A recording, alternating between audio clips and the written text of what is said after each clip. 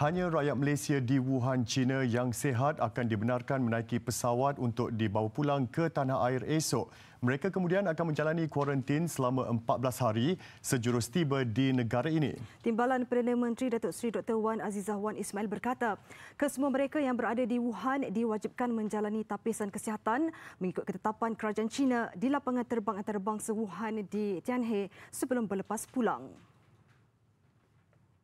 And so far, there are 132 orang, 108 orang rakyat Malaysia. Mula-mula dikatakan bahawa bukan rakyat Malaysia tidak dibenarkan, tapi sekarang ni dibenarkan siapa-siapa walaupun bukan rakyat Malaysia yang menjadi keluarga. Isteri ke, suami ke dan anak-anak dan 24 orang yang bukan warga negara tetapi pasangan atau anak yang mendaftar dengan kedutaan Malaysia di China untuk dibawa pulang dari Wuhan, dan mereka akan dipulang dan hanya kalau didapati sihat. Datuk Seri Dr. Wan Azizah yang juga pengerusi jawatan kuasa pengurusan bencana pusat berkata demikian selepas menghadiri perayaan Tahun Baru Cina Persatuan Hokkien Klang di Klang, Selangor siang tadi. Tambah beliau ke semua 132 individu yang dibawa pulang termasuk pegawai yang menyertai misi serta kru penerbangan akan dibawa ke pusat pemantauan sejurus tiba ke tanah air. Semua individu yang terlibat juga akan menjalani pemantauan kesihatan selama 14 hari. Misi membawa pulang disertai 6 pegawai daripada Kementerian Kesihatan Malaysia, seorang pegawai daripada Agensi Pengurusan Bencana dan seorang pegawai Kementerian Luar Negeri. Misi membawa pulang rakyat Malaysia itu disertai 8 petugas iaitu 6 pegawai Kementerian Kesihatan Malaysia, seorang pegawai Agensi Pengurusan Bencana NADMA dan seorang pegawai daripada Kementerian Luar Negeri. Pesawat Air Asia dengan 12 kru digunakan dalam misi ini. Tarikh penerbangan ditetapkan esok namun tertakluk kepada kelulusan kerajaan China. Air Asia sudah menetapkan tarikh penerbangan esok namun tertakluk kepada kelulusan kerajaan China. Penerbangan itu juga akan membawa bantuan keperluan seperti penutup mulut, sarung tangan dan makanan yang tertakluk kepada senarai dipersetujui kerajaan China. Sebaik tiba nanti, mereka yang dikesan mempunyai simptom akan terus dibawa ke hospital, manakala yang melepasi saringan akan dibawa dengan bas ke pusat pemantauan untuk tujuan pemantauan. Kerajaan juga memberi jaminan persiapan dan kelengkapan perubatan sudah disediakan sebaik mungkin untuk tujuan pemeriksaan kesihatan ke atas mereka yang dibawa balik nanti.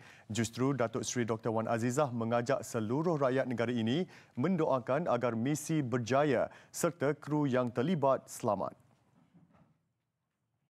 Dan mereka akan dipulang dan hanya kalau didapati sihat. Ada saringan sebelum datang. Apabila datang sini, tadi saya pergi tengok melawat bagaimana kita bila datang balik sini, kita saringkan mereka dulu. Yang mana yang sihat kita ada kuarantin, ada tempat-tempat untuk kita ada kuarantin khusus untuk mereka duduk di sana. Dan juga apabila kita melihat kesiapsiagaan kita, alhamdulillah saya rasa kita bolehlah. Indah kehidupan dan memudahkan sama-sama.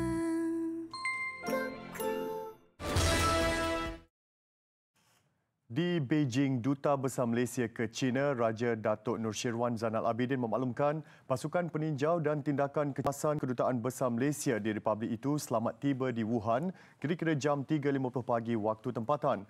Pasukan yang terdiri daripada 6 pegawai itu sudah menubuhkan sekretariat dan sedang berhubung dengan pihak berkuasa wilayah berkenaan. Emergency response team yang betul lah semalam pada pukul 10.30 pagi telah sampai ke Wuhan pada pukul 3.50 pagi tadi. Jadi sekarang mereka dalam proses nak menubuhkan sekretariat untuk berbincang dengan pihak berkuasa di Wuhan.